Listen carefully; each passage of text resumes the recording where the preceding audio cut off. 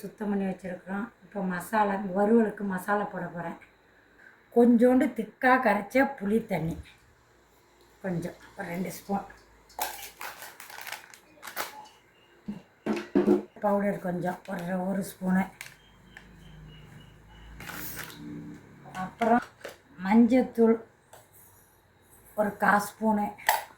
அளவுக்கு சால்ட்டு. எல்லாம் கலந்த மிளகாத்தூள் 2 ஸ்பூன்.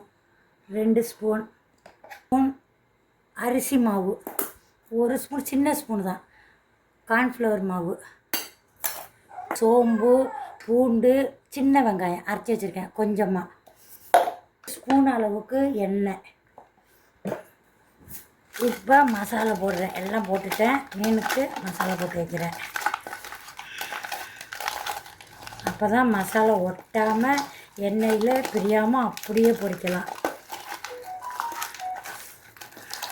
பொரிக்கிறதுக்கு நல்லா எண்ணெய் காஞ்சிக்கிட்டு இருக்குது. இப்போ மீன் எடுத்து போட போகிறோம். பார்த்துங்க, பீஸ் பொரியல்.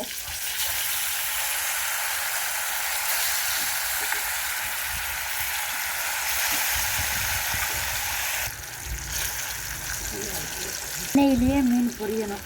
பார்த்துக்கோங்க, எண்ணெயில் பொரிச்சா தான் ருசி. மீனை திருப்பி போடணும்.